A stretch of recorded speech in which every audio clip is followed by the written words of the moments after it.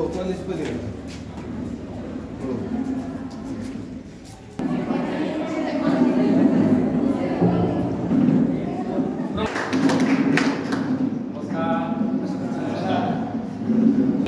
Doctor प्राध्यापक आनंद Gangurde sir यांचे मी मनापासून स्वागत करीत आहे. तसेच शिक्षक व शिक्षकेतर कर्मचारी सर्व प्राध्यापक यांचे मी मनापासून स्वागत करत आहे. मी मान्यवरांना विनंती करतो की त्यांनी दीपप्रज्वलन करावे. तसेच महात्मा गांधी जयंती असल्यामुळे त्यांच्या प्रतिमेचे देखील पूजन करावे.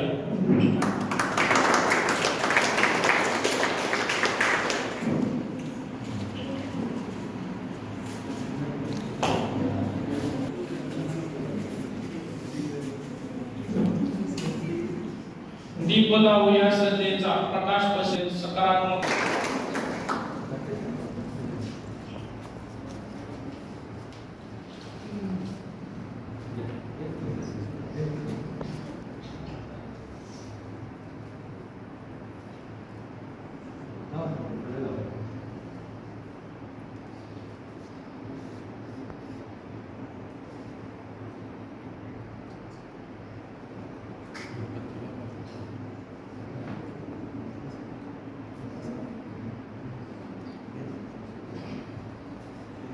आज आपल्या कार्यशाळेचा तिसरा दिवस आहे.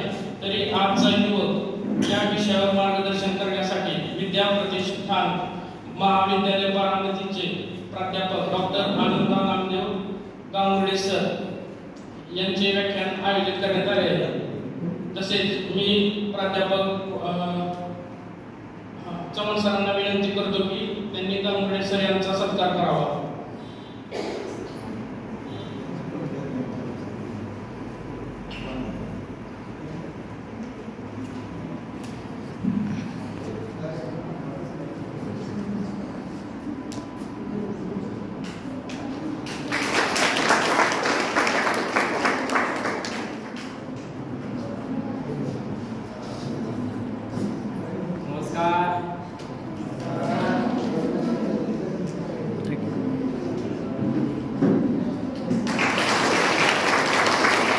प्राध्यापक रोहित मोठे सर यांना विनंती करतो की त्यांनी आपले प्रास्ताविक सांगावे. नमस्ते, मी प्राध्यापक रोहित मोहिते, पॉलिटिक्स विभाग प्रमुख, श्री छत्रपती शिक्षण संस्थेचे श्री छत्रपती कला व वाणिज्य महाविद्यालय आणि सावित्रीबाई फुले पुणे विद्यापीठ यांच्या संयुक्त विद्यमाने विद्यार्थी विकास मंडळ विशेष कार्यशाळा आपण गेले 3 दिवस झाले राबवत आहोत. आज तिसरा दिवस आहे आणि आजच्या कार्यशाळेचा विषय आहे आजचा युवक असा आहे. मार्गदर्शन करण्यासाठी प्रमुख पाहुणे म्हणून आपल्या महाविद्यालयाला लाभलेले विद्या प्रतिष्ठान महाविद्यालयाचे बारामतीचे मराठी विभाग प्रमुख प्राध्यापक डॉक्टर गांगुर्डे सर यांचे मी महाविद्यालयाच्या वतीने सहर्ष स्वागत करतो.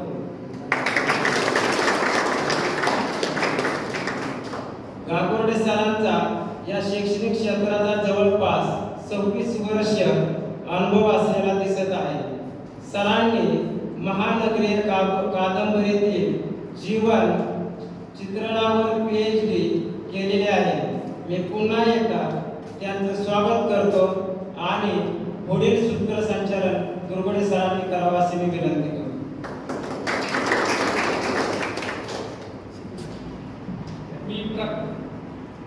मी प्राध्यापक गांगुर्डे सर यांना विनंती करतो की त्यांनी आजचा युवक या विषयावरती आमच्या महाविद्यालयातील विद्यार्थ्यांना मार्गदर्शन करावे.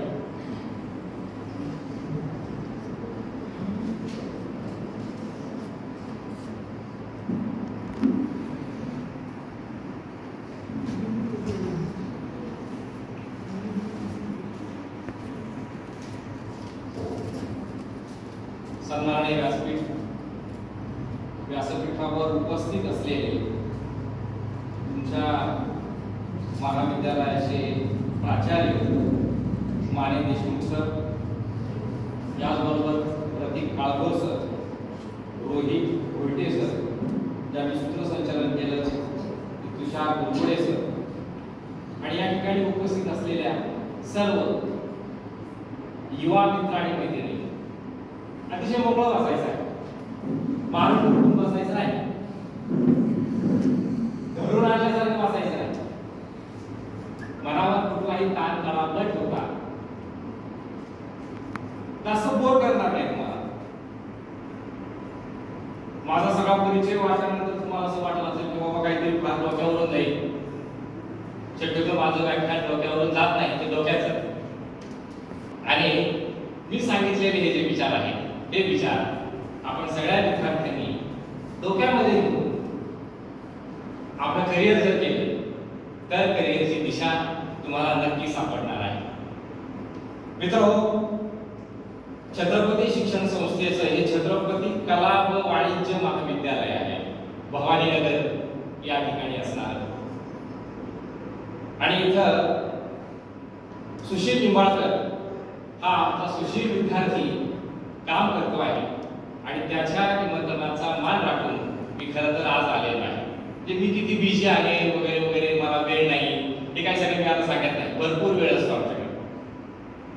आमच्याकडे भरपूर वेळ आहे. फक्त वेळ कुणाकडे नाही, FY ला शिकणाऱ्या विद्यार्थ्यांजवळ मात्र वेळ नाही. आणि म्हणून आम्हाला ज्यांना घडवायचं आहे त्या सगळ्या विद्यार्थ्यांना काहीतरी बळजबरी करावी लागते, आग्रह करावा लागतो. प्रत्येक कॉलेजमध्ये मी ज्या महाविद्यालयामध्ये शिकवत होतो तिथे अशीच परिस्थिती होती बरं का. मी नाशिक जिल्ह्यामध्ये असणाऱ्या मनमाड महाविद्यालयामध्ये FY शिक्षण घेतलेलं आहे आणि ते कधी 88-89-90 या साली. आता तुम्ही म्हणत असाल सर आमचा जन्म पण नव्हता त्यावेळेला. नव्हता. त्याचं कारण असं आहे की मी 1996 साली बारामतीच्या विद्याप्रतिष्ठान या संस्थेमध्ये मराठी विषयाचा प्राध्यापक म्हणून आलो आणि जवळपास 27 वर्ष या महाविद्यालयामध्ये मराठी शिकवतो आहे. खरं म्हणजे अशा प्रकारची व्याख्यानं मी माझ्याही महाविद्यालय काळामध्ये ऐकलेली होती. पण ज्या वेळेला असं एखादं व्याख्यान असायचं त्यावेळेला आमचे 2 सर असे दरवाजामध्ये बसलेले असायचे आणि जे विद्यार्थी उठून जातील त्या सगळ्यांना या वर्गामध्ये बसवायचे. शक्यतो आमच्या कॉलेजमध्ये असं होत नाही, म्हणजे विद्याप्रतिष्ठानच्या कला विज्ञान वाणिज्य महाविद्यालयामध्ये अशी परिस्थिती नाही. मित्रांनो, तुम्हाला अभिमानाने सांगतो की ज्या वेळेला एखादं व्याख्यान असतं त्यावेळेला आमच्या सभागृहामध्ये बसायला जागा मिळत नाही. अर्थात विद्यार्थी संख्या मोठी आहे बरं का. ज्याचं मोठं आहे त्याची आपण फार तुलना करत बसू नये आणि आपण फार छोटा आहोत याचा न्यूनगंड कधी बाळगू नये. आपण जे आहोत जसे आहोत तसे आहोत, गरिबा घरचे आहोत, श्रीमंता घरचे आहोत. एक मात्र नक्की आहे की महाविद्यालयीन शिक्षण घेत असताना आपल्याला चांगलं करिअर करायचं आहे. तुम्ही सगळे युवा आहात आणि त्या युवकांना मार्गदर्शन करा सर, असं मला निमंत्रण आहे सुशील लिंबाळकर यांचं. आणि मी फक्त तुम्हाला मार्गदर्शन करण्यासाठी आलेलो आहे, बाकी काही नाही. फक्त 40 मिनिटं बोलणार आहे. पण माझी अपेक्षा अशी आहे की मी 40 मिनिटं भाषण केल्यानंतर तुम्ही सगळ्या विद्यार्थ्यांनी मला प्रश्न विचारायचे आहेत. जर एकाही विद्यार्थ्याने प्रश्न विचारला नाही तर मी असं समजेल की मला भाषण देता आलं नाही, की बहुधा माझा या विषयावरचा अभ्यास नाही. ज्यांना दिलं त्यांना काहीच समजलं नाही आणि काहीच न समजल्यामुळे त्यांना काहीच प्रश्न पडत नाही. आमची ही शोकांतिका आहे महाविद्यालय विद्यार्थ्यांची. त्यांना प्रश्नच पडत नाही, अजिबात प्रश्न पडत नाही आणि म्हणून ते कधी प्रश्न विचारत नाही. काय कारण असेल बरं याचं? एक तर सर खूप चांगले शिकवत असले पाहिजे, इतकं चांगले शिकवत असले पाहिजे की कोणत्याही विद्यार्थ्याला प्रश्न पडलेले नाहीत, पडतच नाही, इतकं चांगलं शिकवलेलं आहे. आणि दुसरी गोष्ट अशी की आमच्या विद्यार्थ्यांनी अभ्यास केला नाही. मित्रांनो, जोपर्यंत तुम्ही अभ्यास करत नाहीत, करणार नाही, अभ्यासाला सुरुवात करणार नाही तोपर्यंत तुम्हाला प्रश्न कधीही पडणार नाही. आणि माझं मत असं आहे, गेल्या 28 वर्षाच्या अनुभवानंतर माझं मत असं आहे की फार मोठी भाषणं देत बसण्यापेक्षा, गावागावांमध्ये जाऊन चौकाचौकात मोठी भाषणं देत बसण्यापेक्षा छोट्या छोट्या युवा पिढीला एकत्र करावं. 30, 40, 50, 60 अशा युवकांचा एक गट करावा आणि तो जो युवक आहे त्या युवकाच्या व्यक्तिमत्वाला आकार द्यावा, त्याला घडवावं. म्हणजेच काय करावं तर त्याला प्रश्न विचारण्यासाठी उद्युक्त करावं. मला सांगा, जर न्यूटनला प्रश्न पडला नसता तर गुरुत्वाकर्षणाचा शोध लागला असता का? साधा आहे.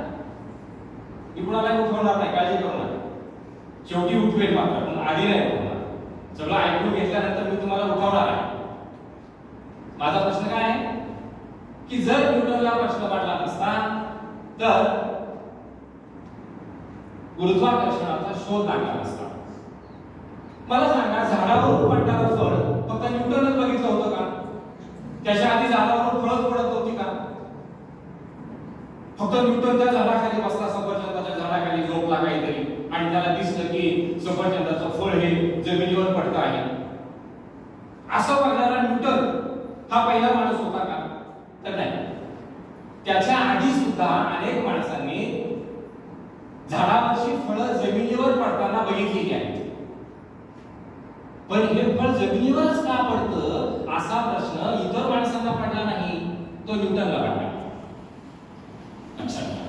न्यूटनला काय पडला? प्रश्न पडला की हे जे फळ आहे ना, हे तिकडे का पडलं नाही, बरं कलीकडे का गेलं नाही, 20 फूट लांब का गेलं नाही, 50 फूट लांब का गेलं नाही, ते सरळ खालीच का पडलं, ते जमिनीवरच का पडतं? हा प्रश्न न्यूटनच्या मनामध्ये आला आणि त्या प्रश्नाचा त्याने छडा लावला. शोध घेण्याचा प्रयत्न केला, अहोरात्र शोध घेण्याचा प्रयत्न केला, संशोधन केलं आणि त्या संशोधनानंतर अपार काबाड कष्ट करून, अथक परिश्रम घेऊन न्यूटनला गुरुत्वाकर्षणाचा शोध लागला. म्हणजेच मला तुम्हाला असं सांगायचं आहे की जोपर्यंत तुम्हाला प्रश्न पडत नाही तोपर्यंत तुमचा विकास होणार नाही. आज ज्या महात्म्याची जयंती आहे त्या राष्ट्रपिता महात्मा गांधीजींना जर प्रश्नच पडला नसता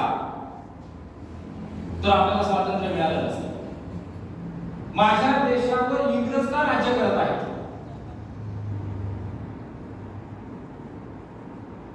माझ्या देशामध्ये आमचं सरकार का नाही, माझं सरकार का नाही, आपण पारतंत्र्यामध्ये का आहोत, आपण असंच इंग्रजांच्या हाताने पाणी पिणार आहोत का? अशा प्रकारचा प्रश्न महात्मा गांधीजींना पडला आणि म्हणून त्यांनी स्वातंत्र्याच्या चळवळीमध्ये उडी नाही घेतली, स्वातंत्र्याची चळवळच सुरू केली. तुम्हाला सगळ्यांना महात्मा गांधी माहित आहे, लोकमान्य टिळक माहित आहे, अगदी 4थीच्या मुलांना पण माहित आहे, कारण 4थीच्या वर्गामध्ये सुद्धा आपण भाषण दिलेली आहेत. असा मागे हात टाकून अध्यक्ष महोदय आणि पूजन वर्ग येथे जमलेल्या माझ्या बंधू भगिनींनो, मी आज महात्मा गांधीजींच्या जयंतीनिमित्त जे 2 शब्द सांगतो आहे ते आपण शांत चित्ताने ऐकावं.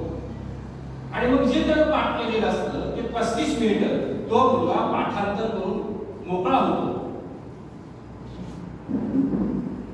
आणि आपल्याला असं वाटतं की किती छान बोलतो हा मुलगा. भाषण देणारी माणसं गोडगोड बोलत असतात, छान छान बोलतात, वा वा वा, सुंदर सुंदर, छान, किती छान मुलं आहेत, किती छान शिक्षक आहेत, किती छान वर्ग आहे. आणि या छान छान संस्कृतीमुळे आपल्याला प्रश्न पडायचं राहून गेलं. जो माणूस चिकित्सा करतो, विचार करतो, त्याची आपण टीका करायला लागलो. ज्या माणसाने क्रिटिसाइज केलं त्यांचा तिरस्कार करायला लागलो. ज्या सरांनी वर्गामध्ये शिक्षा दिली ते वाईट सर झाले आणि जे सर कधीच शिक्षा करत नाहीत, वर्गात आलं तरी चालतं, नाही आलं तरी चालतं, कधीच विचारत नाही, असे सर चांगले. कोणती माणसं चांगली आणि कोणती माणसं वाईट हेच आपल्याला कळेल असं झालेलं आहे.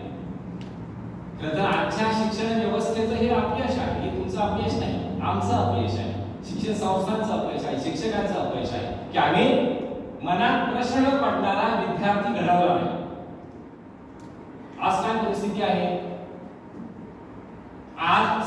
युवा पिढी भरकटलेली आहे. खरं तर माझ्या व्याख्यानाचा विषय असतो बरं का, बाहेर गेल्यानंतर आजचा युवक दिशा आणि दशा या नावाचा, आणि मग मी त्याच्या दोन्ही बाजू सांगत असतो. दिशा पण सांगतो आणि दशा पण सांगतो. म्हणजे कशी दिशा चुकलेली आहे तेही सांगतो आणि कुठं चुकलेली आहे तेही सांगतो. पण आज पहिल्या दिवशी दशा सांगणं चांगलं नाही. आल्याबरोबरच तुम्हाला उपदेशाचे डोस पाजल्यासारखं होईल. नंतर काहीतरी बोलवा, त्यावेळेला काय दशा आहे ही सगळे युवकांचे दशावतार मी तुम्हाला सांगेन. कोणकोणते दशावतार आहेत युवकांचे?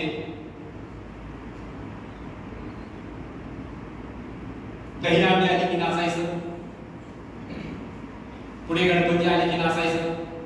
गणपती संपत नाहीत तोपर्यंत उद्यापासून आमच्या देवी येत आहेत, नवरात्रामध्ये दांडी हातात घ्यायचं आणि नाचत बसायचं. आपलं राज्य हे नाचणाऱ्यांचं राज्य झालेलं आहे, लक्षात घ्या. आपलं राज्य हे नाचणाऱ्यांचं राज्य झालेलं आहे. मराठी मुलं, युवक हा नाचणारा झालेला आहे. आम्हाला नाचणारा मराठी युवक नको आहे, वाचणारा मराठी युवक हवा आहे. जोपर्यंत तुम्ही नाचणं सोडून वाचणं सुरू करत नाही तोपर्यंत तुमच्या व्यक्तिमत्वाला आकार मिळणार नाही. एक लक्षात घ्या. तुम्हाला सांगणं खूप सोपं आहे बरं का. अर्थात ह्या वयामध्ये हे किती पेलवतं हा मोठा प्रश्नच आहे. म्हणजे शिक्षकाने असं शिकवावं की ते त्या विद्यार्थ्याला पेलवलं पाहिजे. आता हाच विषय ज्या वेळेला मी एमएच्या विद्यार्थ्यांसमोर मांडेन तेव्हा वेगळ्या पद्धतीने मांडेन, आणि हाच विषय ज्या वेळेला मी चौथीच्या पहिली ते चौथीच्या विद्यार्थ्यांसमोर मांडेल तेव्हा तो वेगळ्या पद्धतीचा असला पाहिजे. याचं भान शिक्षकालाही असलं पाहिजे. आपल्या समोर असणारा हा जो विद्यार्थी वर्ग आहे, हा विद्यार्थी वर्ग कोणता आहे, तो कुठून येतो आहे, मी पुण्यातल्या विद्यार्थ्यांच्या समोर बोलतो आहे का की मी भवानीनगरच्या विद्यार्थ्यांच्या समोर बोलतो आहे, याचं भान वक्ता म्हणून जर मला नसेल तर मी तुम्हाला कितीही उपदेशाचे दोष पाजले तरी ते तुमच्या डोक्यावरून जाणार नाही, लक्षात घ्या. आणि म्हणून मला तुमच्या भाषेत शिकवावं लागणार आहे. तुमची जी ग्रामीण बोली आहे ना, त्या ग्रामीण बोलीमधून शिकवावं लागणार आहे. मी मराठी भाषेतला टर्म्स जर वापरायला लावायचं तर कोणाला समजणार नाही. म्हणजे दोष एकट्या विद्यार्थ्याचा नाही, लक्षात घ्या. आज ही का दिशाही झालेलं आहे सगळं, हा दोष एकट्या त्याचाच आहे का, माझा नाही का, शिक्षक म्हणून माझा नाही का, समाज म्हणून माझा नाही का, किंवा संस्था म्हणून संस्थेचा नाही का, तर सगळ्यांचा आहे. पालक म्हणून पालकांचा नाही का, हा महत्वाचा आहे. आजकाल हे सगळे घटक जे आहेत ना, हे सगळे घटक आपलं कर्तव्य विसरलेले आहेत. आणि म्हणून मित्रांनो आपल्यावर ही भरकटण्याची वेळ आलेली आहे, बेरोजगारीची वेळ आलेली आहे. सर आज उच्च शिक्षणाविषयी फारसं कोणी सकारात्मक बोलताना दिसत नाही बरं. FY, TY याच्याविषयी, शिक्षणाविषयी फारसं कोणी सकारात्मक बोलताना दिसत नाही. सगळे नकारात्मक बोलताना दिसतात. म्हणजे मी नाशिकमधून बारामतीला बसने येत असताना, मी बसने प्रवास करत होतो आधी, आता मी गाडी घेतली. आता मला चांगले दिवस आले, लक्षात घ्या. कधी 10-12 वर्ष सर्व्हिस केल्यानंतर मग माझा पगार वाढला, मग मी मोठी गाडी घेतली, मग मी गाडीने फिरायला लागलो. पण ज्या वेळेला 1996 साली मी इथं आलो होतो तेव्हा मला 800 रुपये पगार होता. 98 साली ज्या वेळेला माझं लग्न झालं त्यावेळेला बायकोने कितीही आग्रह केला तरी तिला हनीमूनला घेऊन जाऊ शकलो नाही, पगारच नव्हता ना. सुशील ज्या वेळेला विद्यार्थी होता ना तेव्हा आमचं कॉलेज नॉन ग्रँटेबल होतं, आणि माझं लग्न झालं त्यावेळेला मला फक्त पगार 2200 रुपये होता, 2200 रुपये. ग्रँट अजून आली नव्हती. 2002 साली ग्रँट आली आणि मग आमचे पगार वाढले. त्यामुळे शिक्षकांनी नाराज होण्याची गरज नाही, काम नाही. कमी पगार आहे म्हणून नाराज होण्याचं काम नाही. आपण आपलं जे काम आहे ते प्रामाणिकपणे केलं पाहिजे, पण याचा अर्थ 10 वर्षानंतर ते ग्रँटेबल होणार आहे याची पण खात्री पाहिजे, लक्षात घ्या. शेवटी पोट बोलतो, बरोबर. तुमचं जर आर्थिक समाधान झालं नाही तर तुम्हाला मानसिक समाधान करता येणार नाही, स्वतःचं आणि विद्यार्थ्यांचं. म्हणून महाराष्ट्रामध्ये नको त्या ठिकाणी नॉन ग्रँटेबल शाळा काढल्या, महाविद्यालय काढली आणि सरकार हात झटकून मोकळं झालं. आणि म्हणून आमच्या अनेक शिक्षक बांधवांना 10-15 वर्ष 10 आणि 20 हजारावर काम करावं लागतं. मला सांगा, गावात रोजगार करणारी जी महिला आहे ना, ती 500 रुपये रोज घेते, म्हणजे तिला महिन्याला 15,000 रुपये मिळतात. आणि तुम्ही नॉन बँकच्या एखाद्या हायस्कूलमध्ये जा आणि त्या शिक्षकांना विचारा, कायम विनाअधिक तत्वावर काम करणाऱ्या शिक्षकाचा पगार किती आहे? 10, 12, 15,000. का बरं असं? तर नॉन ग्रँट आहे म्हणून. एक लक्षात ठेवा, जर आपल्याला चांगल्या पद्धतीनं काम करावं लागत असेल तर चांगलं वेतन द्यावं लागतं. चांगलं वेतन दिलं तर चांगलं काम करता येतं. उद्या तुम्ही सुद्धा अशा पद्धतीची कामं करणार आहात. म्हणजेच काय की तुमचं जे करिअर आहे हे करिअर सगळं पैशाभोवती फिरत असतं. काही आपण म्हटलं ना, पैशासाठी जगायचं नाही, तरी सुद्धा पैसा बोलतो. अर्थात सगळं पैशासाठी करायचं नसतं, बरोबर आहे, पण पैशाचं नाटक काही करता येत नाही. कारण घराच्या बाहेर पाऊल टाकल्याबरोबर पदोपदी आपल्याला तो पैसा लागतो आणि तो पैसा निर्माण करण्यासाठी तुम्हाला एकतर नोकरी करावी लागते, नाहीतर रोजगार करावा लागतो. मग महाविद्यालयीन विद्यार्थ्यांच्या बाबतीमध्ये मी ज्या वेळेला सकारात्मकता आणि नकारात्मकतेच्या गोष्टी करत असतो, तेव्हा ही नकारात्मकता का आली याचा शोधही मला घ्यावा लागतो. मी मगाशी सांगितले की नाशिकमधून मी त्या बसमध्ये बसलो आणि बारामतीला निघालो. पुढे कर्जत राशीन गाव लागलं, तिथं महाविद्यालयाचे विद्यार्थी बसले, FY TYC, आणि ते गोंधळ घालायला लागले ना, पुढची माझी जागा, मागची तुझी जागा. आता विद्यार्थी ज्या वेळेला बसमध्ये बसतो तेव्हा तो शांत कसा बसेल? कारण तो विद्यार्थी आहे ना, ते आमच्यासारख्या लोकांना आवडत नाही. मोठी माणसं आवडतात, शांतता प्रिय. आम्हाला असं वाटतं की हा विद्यार्थी अगदी सरळ असला पाहिजे. कसा असेल? तो युवक आहे ना, युवा आहे. युवा हा शब्द उलटा केला तर काय होतं? वायू होतो. आणि वायू ज्या पद्धतीनं उसळतो त्या पद्धतीनं आमचा युवा उसळतो आणि तो उसळणारच आहे. हे आम्ही लोकांनी ग्रहित घेतलं पाहिजे, ध्यानात घेतलं पाहिजे. त्या ठिकाणी मुलं आणि मुली ज्या वेळेला त्या गाडीमध्ये चढली त्यावेळेला मुलं मुली माझी जागा आहे, तुझी जागा आहे, आणि आतापर्यंत शांत असणारी एसटी बस किलबिल किलबिल करायला लागली. आणि मग अनेक लोकांच्या कपाळावर आठा पडायला लागल्या. शेजारचे काका जे बसलेले होते ना, ते म्हटले यांचं काय खरं नाही. ते फक्त असेच म्हटले. म्हटलं का हो काका, काय झालं? कॉलेजची मुलं म्हटले. मग काय झालं? कॉलेजची मुलं असते म्हणून नाही, ते असेच असतात. आणि असे असतात म्हणजे कसे असतात? बघा बघा, म्हणजे आतापर्यंत आपण कशी शांत होतो, आता बघा कशी गडबड झाली. हो, आपल्याला स्मशान शांततेची सवय लागलेली असते, त्यात त्यांचा दोष आहे का?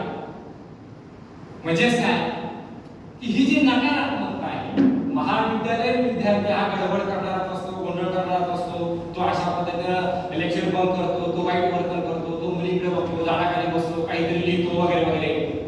अशा निगेटिव्हिटीमध्ये आम्ही तुमची गणना केल्यामुळे तुम्हाला असं वाटतं मग आम्ही वाईटच आहोत ना, मग वाईटच करून आहोत. म्हणजेच काय की आम्ही मोठी माणसं तुम्हाला समजून घेण्यामध्ये कमी पडतो. आई असेल, वडील असेल, शिक्षक असेल, आम्हाला असं वाटतं की तुम्ही अगदी एका फुटपट्टीमध्ये वावरलं पाहिजे, वागलं पाहिजे. मग मला प्रश्न येतो की हा माणूस ज्या वेळेला युवा असेल त्यावेळेला असाच वागत होता का? मग तो तसा वागत नव्हता, तो वायूसारखाच वागत होता. मग आता विद्यार्थी वागले म्हणून बिघडलं कुठं? निगेटिव्हिटी.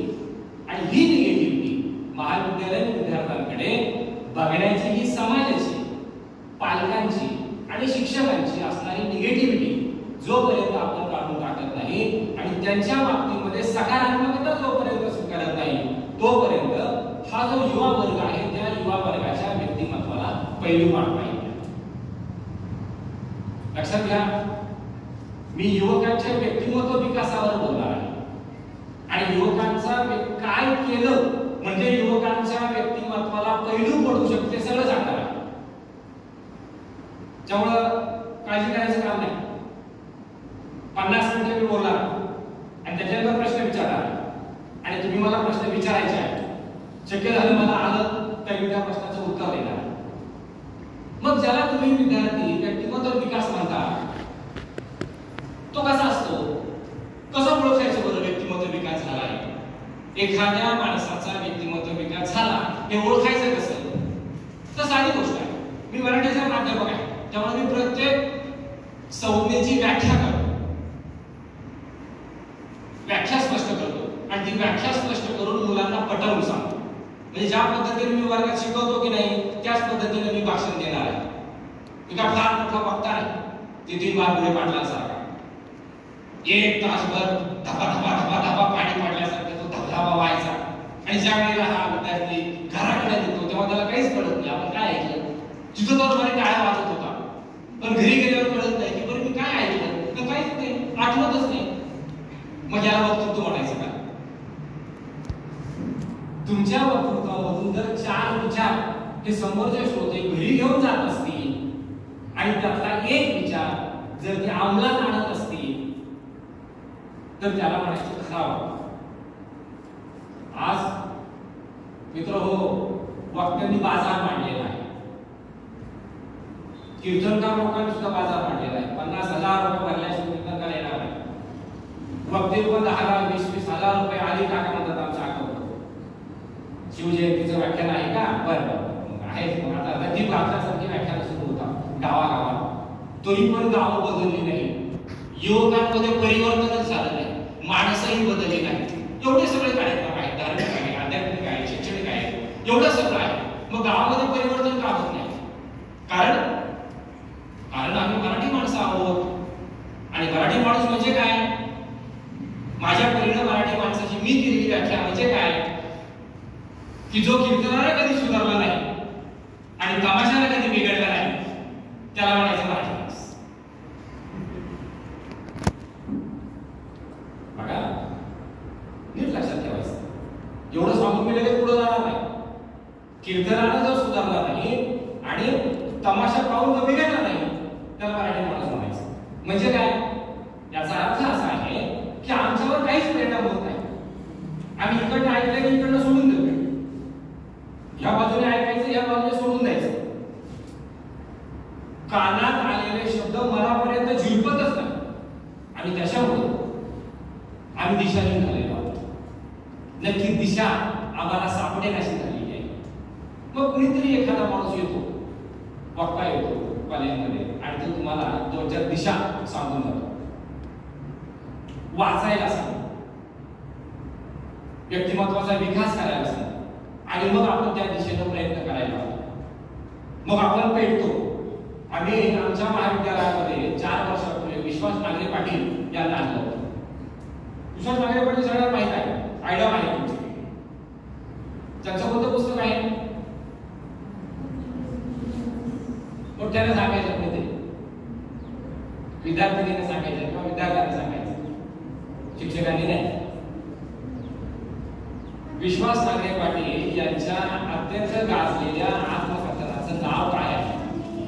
अन्याय विश्वास शाबास काय नाव त्याचं? नाव सांगण्याला विरा गायत्री भालेकर. गायत्री भालेकर या विद्यार्थिनीनं विश्वास नागरे पाटील यांच्या अतिशय लोकप्रिय ठरलेल्या असं आत्मचरित्राचं नाव सांगितलेलं आहे. याचा अर्थ असा आहे की तुमच्या विद्यार्थ्यांचे कान तयार झालेले आहेत. जे कधी सांगता येतं, लक्षात ठेवा, हे कधी सांगता येतं तर ते कधीतरी ऐकलेलं असलं पाहिजे आणि जे ऐकलं ते मनात पक्क रुतलं पाहिजे. तर अशा प्रश्नाचं आपल्याला उत्तर पटकन देता येतं. पण प्रॉब्लेम असा झाला की आमच्या 20% विद्यार्थ्यांचे कान तयार झाले पण 80% विद्यार्थी ठार बहिरे झाले. कारण त्यांना काहीच ऐकता येत नाही, ऐकूच येत नाही. मी मराठीचा प्राध्यापक आहे आणि मराठी शिकवत असताना मराठी भाषेमध्ये मराठी भाषेची कौशल्य आहे. मराठी का शिकायचं? मराठी भाषेचा का अभ्यास करायचा? तर मराठी भाषेचा अभ्यास केल्यानंतर विद्यार्थ्याला चांगलं बोलता आलं पाहिजे, चांगलं लिहिता आलं पाहिजे, चांगलं ऐकता आलं पाहिजे, चांगलं बघता आलं पाहिजे, चांगले विचार करता आले पाहिजे. ही 5 ज्ञानेंद्रिय आहेत आणि ती प्रत्येक माणसाला असतात.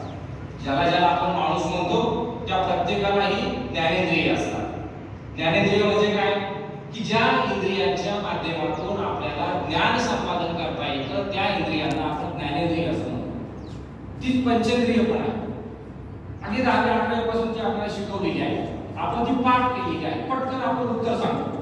5 ज्ञानेंद्रिय म्हटल्याबरोबर नाक, कान, डोळे, जीभ, त्वचा हे सगळं सांगून टाकतो. पण त्याचं जे कार्य आहे ना ते कार्य आपल्यापर्यंत पोहोचत नाही. लक्षात घ्या. या ज्ञानेंद्रियांचं जे कार्य आहे ना ते कार्य आपल्यापर्यंत पोहोचत नाही आणि आपण त्याचा योग्य वापर करत नाही. भाषेचे हे स्किल आहे, कौशल्य आहे, भाषा कौशल्य आहे. आता एनईपी मध्ये आम्हाला ते शिकवायचं आहे. मराठी हा विषय नुसता पाठांतर करायचा नाही तर ते प्रॅक्टिकल आलेला आहे.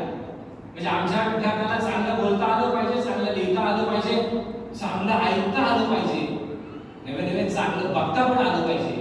म्हणजेच काय की आपल्या जवळ असणाऱ्या या 5 ज्ञानेंद्रियांचा वापर आमच्या विद्यार्थ्याला चांगला करता आला पाहिजे. माझं मत असं आहे की या 5 ज्ञानेंद्रियांचा वापर जर आपण विद्यार्थ्यांनी अतिशय चांगल्या पद्धतीने आणि सकारात्मकतेने केला तर तुमच्या व्यक्तिमत्वाचा विकास होईल. का होत नाही तर आपण या ज्ञानेंद्रियांकडे लक्षच देत नाही. तो काय काम करतं? बोलायचं काम करतं,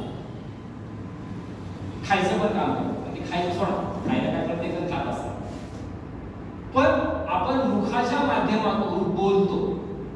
पण बोलतो याचा अर्थ आपल्याला काही बोलायची परवानगी दिलेली नाही.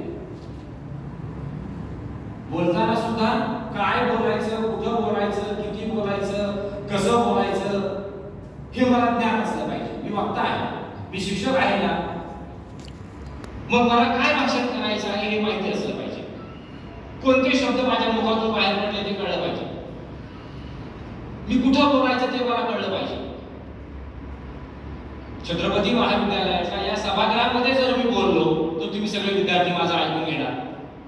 पण मी जर त्या बस स्थानकाच्या समोर उभं राहिलो आणि विद्यार्थ्यांच्या व्यक्तिमत्वाची दिशा आणि दशा सांगायला लागलो, चालेल का? हा, म्हणजे माझी जागा चुकली, माझी बोलण्याची जागा चुकली. किती बोलावं याला पण मर्यादा. तुम्हाला वक्ता म्हणून बोलवलेलं आहे पण तुमच्या ऐकण्याला मर्यादा आहे. मानसशास्त्र असं सांगतं की माणसाची ऐकण्याची मर्यादा 50 मिनिट असते. 50 मिनिटाच्या पुढे तो ऐकू शकत नाही. म्हणून आमचा 1 तास 50 मिनिटाचा असतो बघा. आता त्यात आपण किती ऐकतो हा महत्वाचाच भाग आहे. काय ऐकतो हा संशोधनाचा भाग.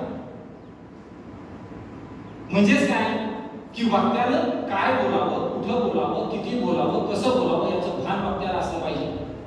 त्याचबरोबर डोळे काय बघावं, कुठं बघावं, किती बघावं, कसं बघावं हे डोळ्याला कळलं पाहिजे. कान काय ऐकावं, किती ऐकावं, कुठं ऐकावं, कसं ऐकावं हेही कळलं पाहिजे. जीभ, चव, कशाची चव घ्यावी ते कळलं पाहिजे. अन्नाची चव घ्यावी हे कळतं. पण काही लोक पैसे खातात. म्हणजे असं मी ऐकलंय, काही लोक पैसे खातात, मला काय माहित नाही, पण असं म्हणतात की बाबा याने पैसे खाल्ले, त्याने पैसे खाल्ले. तुम्ही ऐकलं कधी? खातात का लोक पैसे? हा, काही लोक पैसे खाणारे आहेत. म्हणजे लोक पैसे पण खातात. म्हणजे मला माहित होतं कसे काय खात असतील, खातात पैसे. मग बघा, तुमच्या जिभेला कशाची चव पाहिजे? अन्नाची चव पाहिजे. रोजच्या सुगास भोजनाची चव पाहिजे. इतकी भारी चव पाहिजे ना की आजीने केलेली भाजी कोणती आणि काकूने केलेली भाजी कोणती ही लगेच ओळखता आली पाहिजे. चव. जो रसिक माणूस असतो ना त्या रसिक माणसाला बरोबर ओळखता येते की आजचा स्वयंपाक कोणी केलेला आहे. स्वयंपाक सोडा, अरे म्हणजे बाई जर बदलली ना तर चहा सुद्धा बदलतो, टेस्ट बदलते चहाची. आजीने केलेल्या चहाची चव वेगळी असते, आईने केलेल्या चहाची चव वेगळी असते आणि आपल्या मोठ्या ताईने केलेल्या चहाची चव वेगळी असते आणि आपण केलेल्या चहाची चव बेचव असते. आता काय चवदार आहे आणि काय बेचव आहे हे त्या जिभेला कळलं पाहिजे. बरोबर? म्हणजेच काय की तुम्ही याचा योग्य वापर केला पाहिजे. जिभेचा योग्य वापर केला पाहिजे. जीभ ही तलवार आहे. मी जर आज या वर्गामध्ये खूप छान छान बोललो, चांगले संस्कार तुमच्यावर दिले तर त्याचा चांगला परिणाम होईल. पण जिभेचा वापर जर मी मला शिव्या तर ती तलवारच आहे. आणि मग अशा वेळेला मारामाऱ्या भांडणं एक वेळ तुमच्या शरीरावर केलेला घाव पुसला जाईल, पण या जिभेने तलवारीसारखा केलेला घाव जो आहे तो तुमच्या हृदयापर्यंत पोहोचतो आणि तो बरोबर. म्हणून त्या जिभेचं सुद्धा ज्ञान आपल्याला चांगलं असलं पाहिजे. चव घेता आली पाहिजे, काय चवदार आहे आणि काय बेचव आहे हेही ओळखता आलं पाहिजे. ज्याला चांगलं ओळखता येतं त्याचं कौतुक आहे. आणि दुसरा अवयव आहे कान, म्हणजे ऐकणे. कानाचं काम काय आहे? ऐकणे, श्रवण करणे. त्याला पण माहित आहे काय ऐकावं, कुठं ऐकावं, किती ऐकावं, कसं ऐकावं, बरोबर. पण आपल्याला चांगलं ऐकण्याची सवय नाही, आपण वाईटच ऐकत असतो.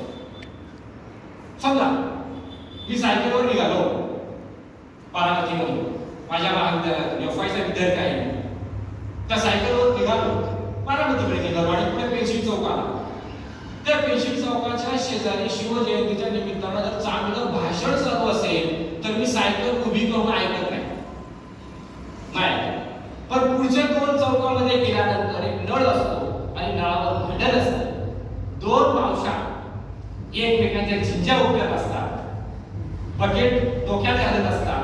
त्यावेळेला मात्र मी सायकल थांबवतो आणि बघत बसतो कोणती बाई कशी शिवाय देते आणि ती बाई ही बाई. म्हणजे माझ्या कानाला चांगलं ऐकायची सवय आहे का? आधी चांगलं व्याख्यान होतं, कीर्तन होतं, काहीतरी होतं, चांगलं संस्कार संपन्न होतं, ते ऐकायची मला सवय नाही. पण पुढे गेल्यानंतर मात्र जे काही आहे ना, भांडण चालू आहे ना, त्याच्यामध्ये मला जास्त रस आहे. मित्रांनो, आपल्या सगळ्यांचं नुकसान जर कशामुळे झालं असेल तर आपण आपल्या या 5 ज्ञानेंद्रियांचा योग्य प्रकारे वापरच करत नाही. ही जी ज्ञानेंद्रिय आहेत ना, ती ज्ञान ग्रहण करण्यासाठी असतात, पण आपण मात्र त्या ज्ञानेंद्रियांच्या माध्यमातून ज्ञान ग्रहण करत नाही आणि म्हणून आपला विकास होत नाही, व्यक्तिमत्व विकास होत नाही. व्यक्तिमत्व विकास म्हणजे फार मोठं काही नाही, पण एक लक्षात ठेवा, मी मराठीचा माणूस आहे, मराठी भाषेचा अभिमान म्हणून सांगतो. तुम्हाला जर तुमच्या व्यक्तिमत्वाचा विकास करायचा असेल तर मराठी भाषा चांगली बोलता आली पाहिजे.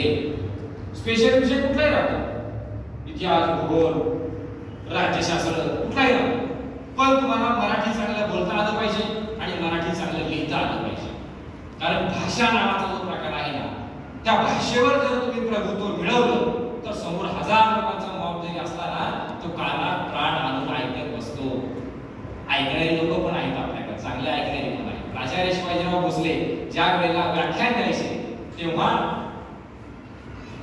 1-1 लाखाची सभा जी आहे ना, त्याला ती मंत्रमुग्ध करायची. स्वामी विवेकानंद चांगलं उदाहरण सांगतो, युवकांसाठी काम करणारे चांगले वक्ते होते. इतकं चांगलं बोलायचे, इतकं चांगलं बोलायचे की आपण ऐकत राहावं असं बोलायचे. माणसाने कसं बोलावं? ऐकत राहावं असं वाटलं पाहिजे. बोलण्याला लय असली पाहिजे, कुठं आवाज वरती न्यायचा, कुठं खाली आणायचा ते कळलं पाहिजे. स्पष्ट उच्चार आपले असले पाहिजेत आणि बोलण्याला रिदम असला पाहिजे, ताल असला पाहिजे. कुत्रं मागं लागल्याशिवाय बोलू नये. कुत्रं मागं लागतं त्याचं भू भू भू भू भू भू भू भू भू भू, त्याला वक्ती म्हणत नाही. जोपर्यंत समोरच्या माणसाला कळत नाही तोपर्यंत आपल्याला समजून सांगता आलं पाहिजे आणि भाषेवर आपली कमांड पाहिजे. म्हणून आम्ही अभिमानानं सांगतो, त्याची भाषेवर कमांड त्याला जग करणे मांड. खरं तर एक कम्प्युटरवाल्यांचं हे तर आपण सुरू घेत होतो. कम्प्युटरवाल्यांचं ब्रीद वाक्य आहे, ज्यांची कम्प्युटरवर कमांड त्याला जगभर डिमांड. खरंच काय चुकीचं आहे का? अगदी बरोबर आहे. आजचा काळ तुमचा कम्प्युटरचाच आहे आणि म्हणून तुम्हाला कम्प्युटरवर सगळं करता आलं पाहिजे. टेक्नो savvy तुम्ही असलं पाहिजे. मराठीमध्ये तंत्रस्नेही असं म्हणतात त्याला. हे बरं वापरता येतं सगळं, याच्यामध्ये सगळंच येतं आपल्याला. कुठला फोटो कुठं लावायचा, कुठून कसा पाठवायचा, इकडनं आलेली पोस्ट इकडे कशी पाठवायची, सगळे पोस्टमन आपण झालेलो आहोत. वाचायची पण नाही, देश पाठव, आधुनिक पोस्टमन. इकडनं घ्यायचे तिकडे पाठवून द्यायचं, सगळे पोस्टमन. यातलं इतकं बारीक बारीक येतं ना, म्हणजे माझी मुलगी आता SYBA ला आहे पुण्याला, बरं का, पण तिला यातलं सगळं कळतं. मला यातलं कळत नाही. फास यातलं मला अजिबात कळत नाही. त्यात रस घेत नाही, मला पुस्तकांमध्ये रस आहे, वाचन करण्यामध्ये रस आहे, चांगलं ऐकण्यामध्ये रस आहे. म्हणजेच काय, त्याची कम्प्युटरवर कमांड, त्याला जगभर डिमांड वास्तवच आहे. आणि म्हणून तुम्हाला सगळ्या विद्यार्थ्यांना कम्प्युटर चालवता आला पाहिजे, चांगल्या पद्धतीने हाताळता आला पाहिजे. त्याच्यामध्ये निरनिराळे कोर्सेस तुम्ही कॉलेज सुरू असताना केले पाहिजे. 11-12च्या नंतर आपलं काय काम असतं? आर्ट्स कॉमर्सच्या विद्यार्थ्यांना काय असतं मला सांगा? सायन्सच्या विद्यार्थ्यांना प्रॅक्टिकल असतं. पण आमचा विद्यार्थी 8 वाजता कॉलेजला आल्यानंतर कधी 11:30 वाजतात आणि कधी घरी जातो असं त्याला होतं. मग घरी जाऊन काय करतो हाच मोठा प्रश्न आहे. मग त्याला लवकर घरी जायचं असतं. म्हणजेच काय की आज काय विकतं ते आपण विकवलं पाहिजे. आज गरज कशाची आहे? कौशल्याधारित शिक्षणाची, स्किल बेस्ड एज्युकेशन असं आम्ही त्याला मोठं नाव दिलेलं आहे. म्हणजेच काय की युवकांच्या व्यक्तिमत्वाला कौशल्य निर्माण झाली पाहिजे. मग ती भाषेची आघाडी असते, आता मी सांगितलं तसं लेखन कौशल्य, वाचन कौशल्य, श्रवण कौशल्य, संवाद कौशल्य, संभाषण कौशल्य ही मराठीची कौशल्य आहेत. आणि मराठी भाषेवर प्रभुत्व मिळवायचं असेल तर अशा प्रकारची कौशल्य आमच्या विद्यार्थ्यांना आत्मसात करायला हवी. आणि जर ती आत्मसात केली तर या जगामध्ये तुम्ही बेरोजगार राहणार नाही. कारण का की आज चांगल्या लेखकाची गरज आहे, चांगल्या वक्त्याची गरज आहे, चांगल्या सूत्रसंचालकाची गरज आहे.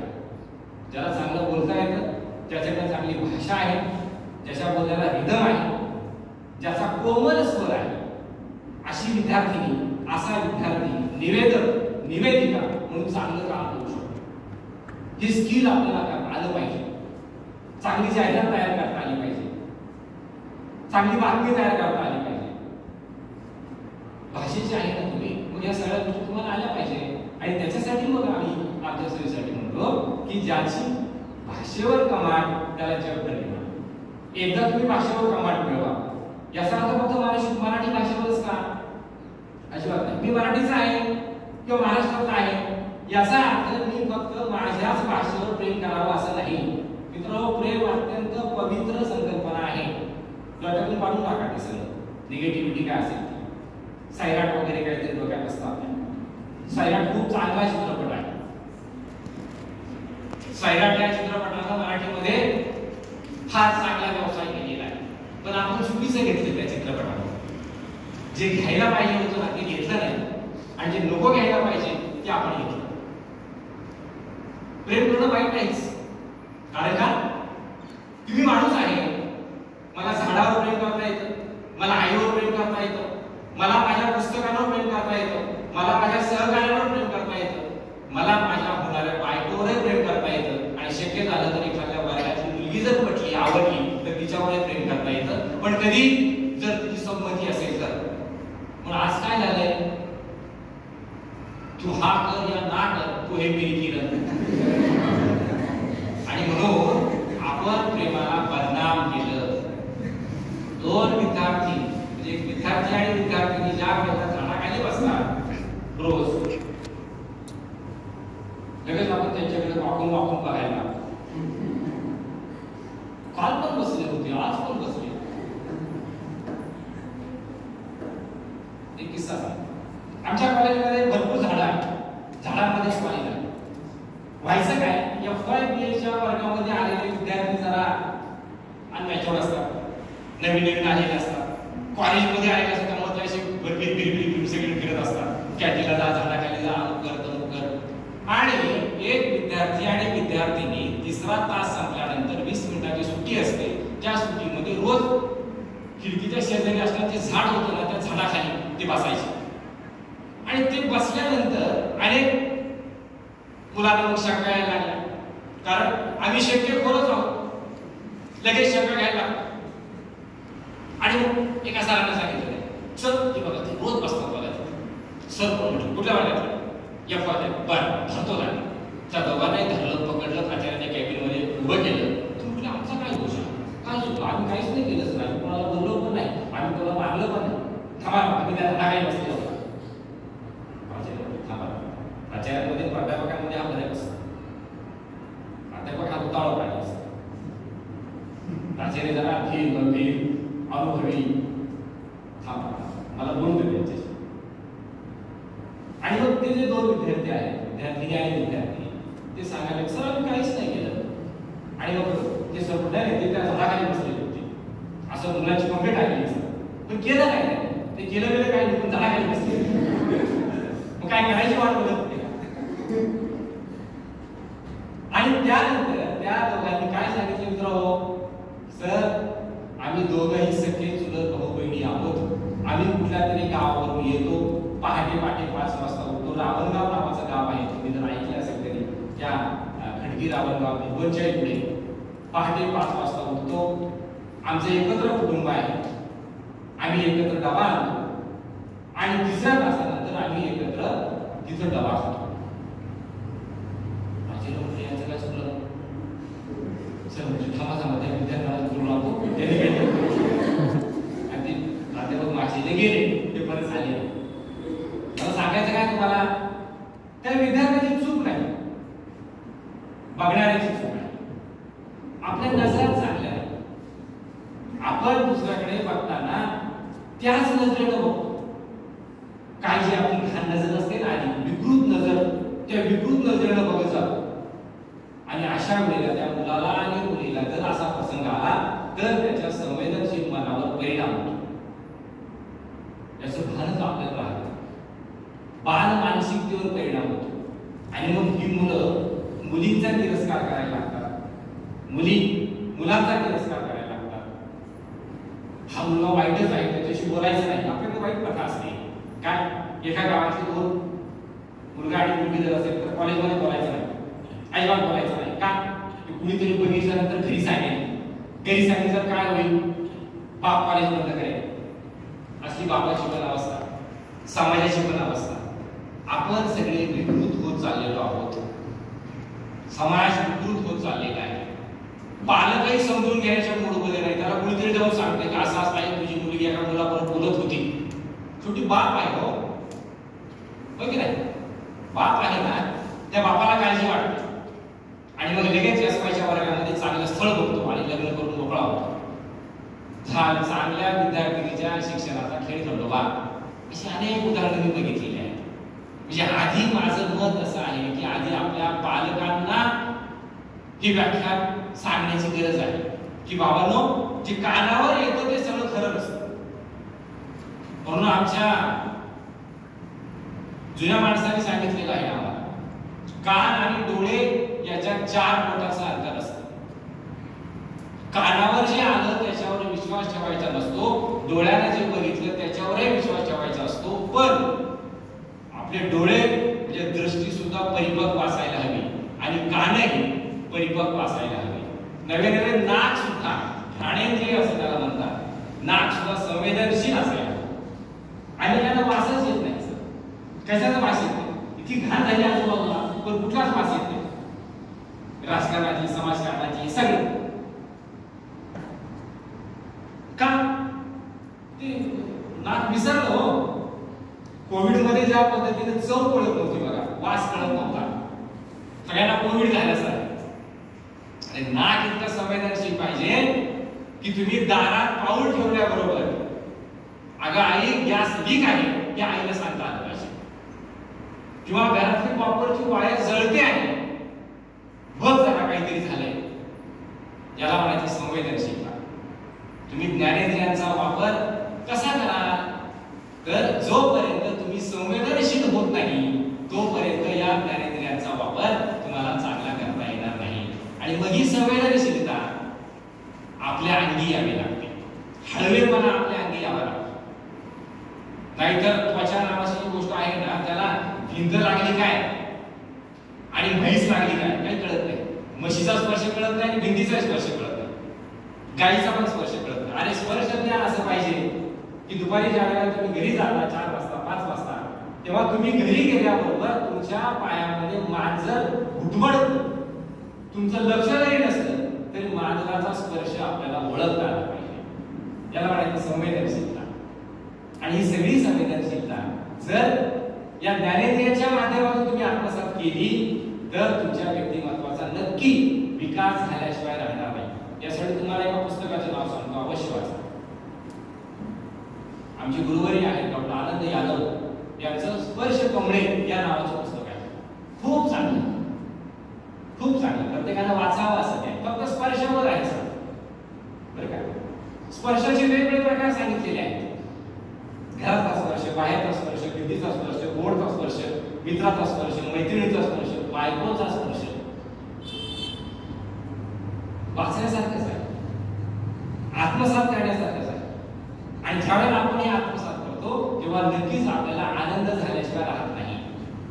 आकलन झाल्याचा आनंद सगळ्यात मोठा असतो, लक्षात ठेवा. आणि म्हणून जर तुम्हाला चांगलं घडायचं असेल तर चांगला चित्रपट बघावा लागतो. जर घडायचं असेल तर चांगलं व्याख्यान ऐकावं लागतं. जर व्यक्तिमत्वाचा विकास करायचा असेल तर चांगलं भाषणही देता आलं पाहिजे. स्पर्श म्हणजे सहवास. जर तुम्हाला खऱ्या अर्थानं तुमच्या टार्गेट पर्यंत पोहोचायचं असेल तर चांगल्या मित्राचा आणि चांगल्या मैत्रिणीचा सहवास आपल्याला हवा असतो. आणि ते कळलं पाहिजे आपल्याला, चांगल्या मित्र कोणतं आणि चांगली मैत्रीण कोणती.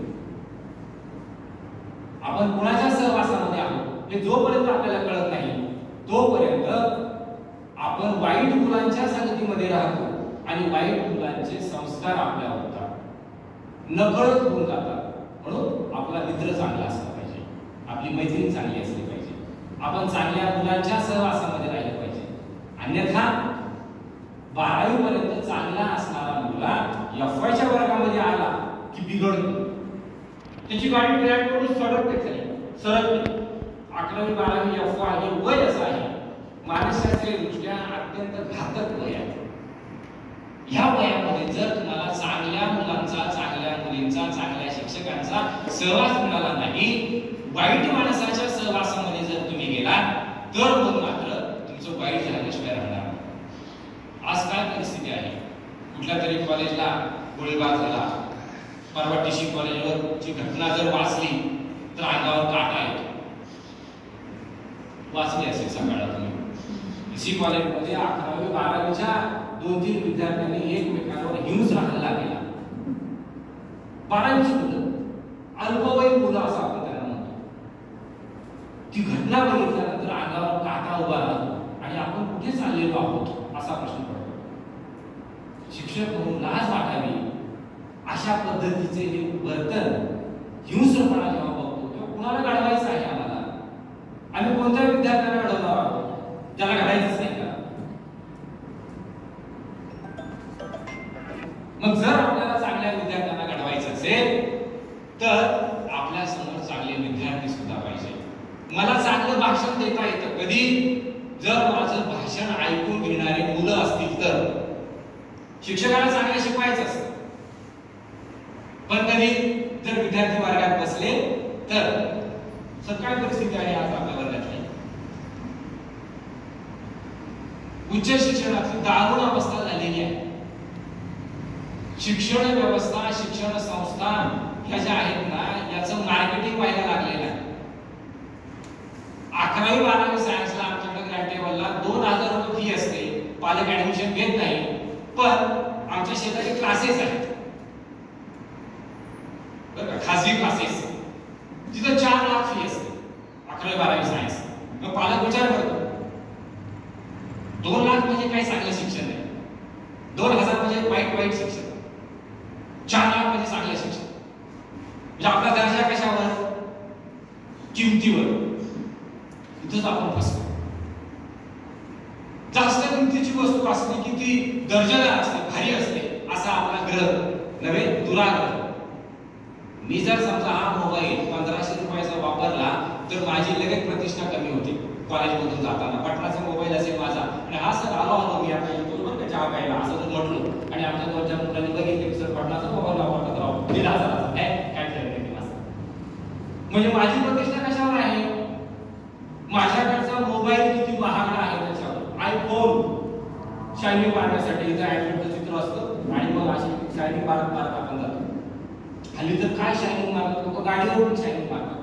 टू व्हीलरवर कानाखाली आवाज दिला पाहिजे की नाही? जर मला पोलीस केलं तुम्ही समजा PSI केलं तर नक्की कानाखाली आवाज केला असं जो कोणी करतो ना गाडी टू व्हीलर चालवतो असतो तो पण मारणार, दुसऱ्याला घेऊन मारणार. चांगले संस्कारच आपल्यावर काम होत नाही, कळत नाही. एवढं सगळं चांगलं असताना, तुमच्यासाठी असताना त्याचा आपण लाभ का घेत नाही, हाच मोठा प्रश्न आहे. याचा अर्थ सगळं निगेटिव्ह आहे असं माझं अजिबात नाही. तर ज्या पद्धतीनं आउटपुट मिळायला हवं उच्च शिक्षणाला, त्या पद्धतीनं आउटपुट मिळेल असं झालेलं आहे. आणि म्हणून भरकटलेली जी आपली युवा पिढी आहे, ती युवा पिढी कशी तरी डिग्री मिळवते. का मिळवते?